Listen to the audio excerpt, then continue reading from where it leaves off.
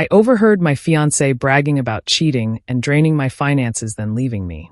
So I left her stranded at the airport. I'm 32 male, and for most of my adult life, I've prided myself on being someone who values honesty and hard work. I've worked my way up in a tech company, saved carefully, and built a stable life. So, when I met my ex-fiancée, who I'll call F, I thought I'd found someone who shared my values.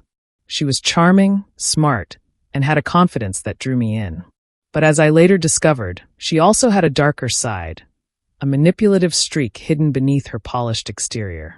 We'd been together for 2 years and engaged for 6 months. On the surface, things seemed perfect. We were planning a destination wedding, and I'd taken on the bulk of the financial responsibility. F always had an excuse: student loans, family issues, a temporary gap between jobs. I didn't mind, at least not at first.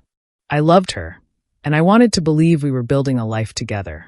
But cracks began to show when I started noticing her priorities seemed more focused on material things than on us. The moment that shattered everything happened just last month. We were set to fly out for a vacation I'd booked, a trip I'd saved up for over a year to afford. I had planned it as a romantic getaway, a chance to spend quality time together before the stress of wedding planning kicked into high gear. The night before our flight, F said she was meeting a friend for drinks to celebrate some good news at her temp job. She asked me to drop her off and said she'd Uber home. I agreed, thinking nothing of it. But as I waited in the car for her to grab her bag, I realized I'd forgotten my phone charger in the living room. When I went back inside, I heard her talking on her phone, laughing in a way that immediately caught my attention. Curious, I paused in the hallway listening. What I heard made my stomach churn. "He's such a sucker," she said, her voice dripping with amusement. "I mean, who pays for everything like this? I haven't spent a dime since we started dating." There was a pause, and I could hear the person on the other end laughing. Then F continued, her tone turning smug. "Oh, it gets better. After the wedding, I'm planning to drain whatever's left of his savings. Then I'm out. I already have someone lined up." I froze. My mind raced, trying to process what I'd just heard. Was this some kind of joke? A misunderstanding? But her words were clear, and the cruel laughter that followed cemented it. She wasn't just using me. She was planning to ruin me. I didn't confront her that night. Instead, I played along, pretending nothing was wrong. I dropped her off at the bar, wished her a good night, and went home to think. Anger bubbled beneath the surface, but I forced myself to stay calm. This wasn't just about a breakup. It was about protecting myself and making sure she couldn't get away with what she was planning. By the time she came home, I had a plan. The next morning, I acted like everything was normal. F was all smiles, completely oblivious to the storm brewing in my mind. We packed our bags, got in the car, and headed to the airport for our flight. She spent most of the drive scrolling through her phone, occasionally showing me pictures of things she wanted to buy on our trip: designer handbags, shoes, spa packages. Each item felt like a slap, a reminder of her true intentions. At the airport, I continued to play my part. I checked us in, carried her bags, and even bought her coffee while we waited at the gate. F was in her element, chatting excitedly about the trip and making plans for all the things she wanted to do. Meanwhile, I was watching, listening, and waiting for the right moment. As our boarding group was called, I made my move. "Hey," I said, stopping her just before we got in line. "I forgot something in the car. Can you hold on to my boarding pass? I'll be right back." She frowned but nodded. "Don't take too long.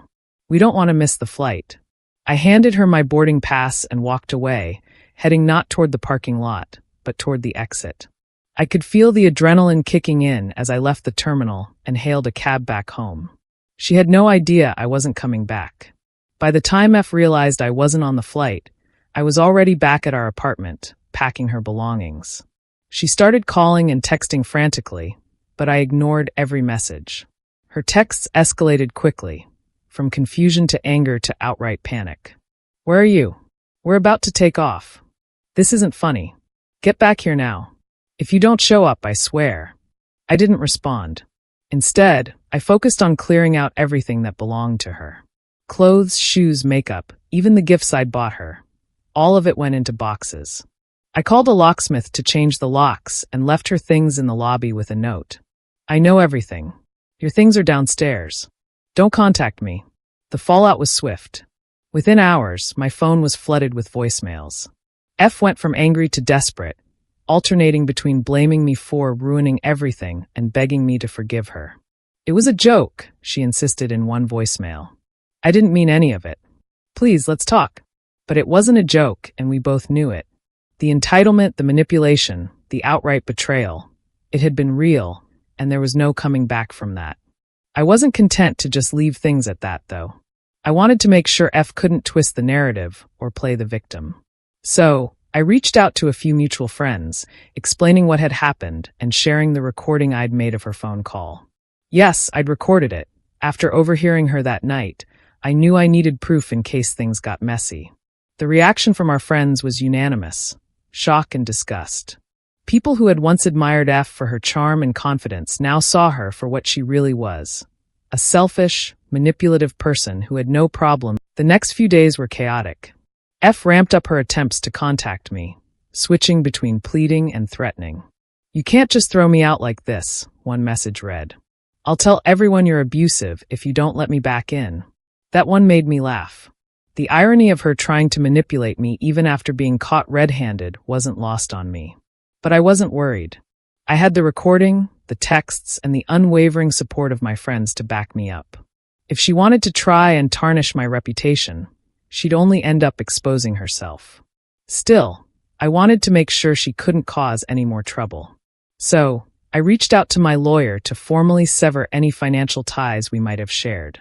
Luckily, we hadn't combined accounts or signed any contracts together, but I had been paying for her phone plan and a few subscription services. I canceled everything immediately. I also reached out to the landlord of her previous apartment, which I'd helped her cover rent for when she'd fallen on hard times. The landlord confirmed what I'd suspected.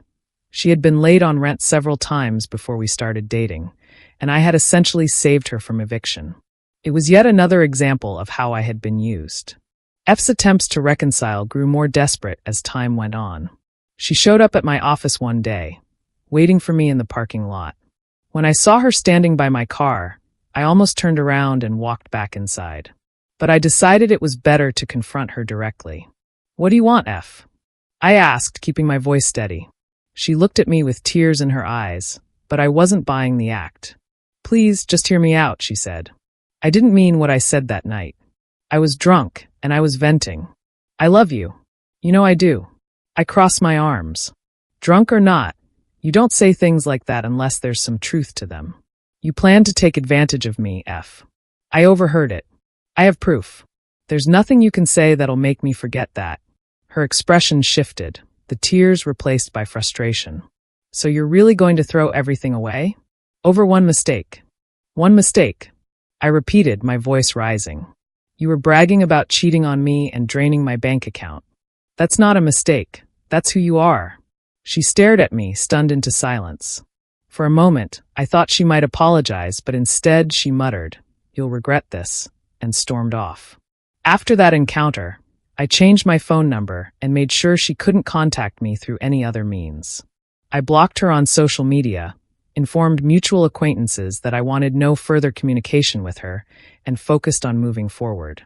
The days following F's departure were some of the most liberating I'd experienced in years. Without her constant demands and manipulation, I felt a weight lift off my shoulders.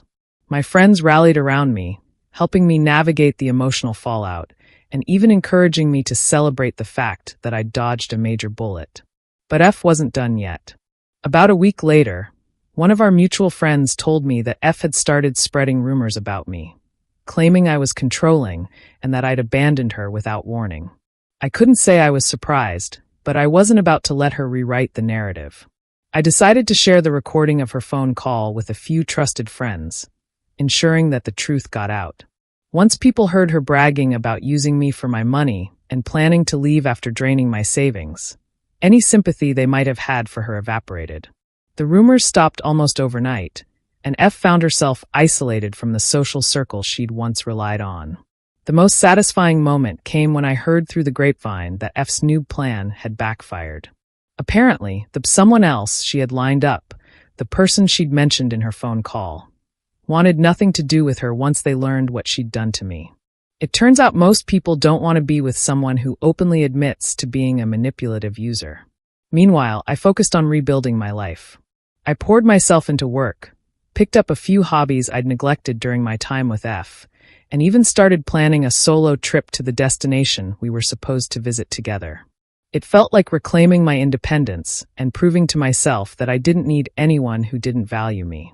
F tried to contact me one last time, sending an email filled with excuses and half-hearted apologies. She claimed she'd been going through a lot and that her words hadn't been meant to hurt me. She begged me to meet with her so we could start fresh. I didn't reply. Some doors are better left closed. Looking back, I'm grateful for what happened. It was painful, yes, but it taught me an invaluable lesson about boundaries, self-respect, and recognizing red flags. F's betrayal was a harsh wake-up call, but it ultimately set me free from a relationship that was never built on trust or love. To anyone reading this who's ever been in a similar situation, don't ignore the signs. Trust your instincts, stand up for yourself, and remember that it's better to walk away than to stay with someone who doesn't value you.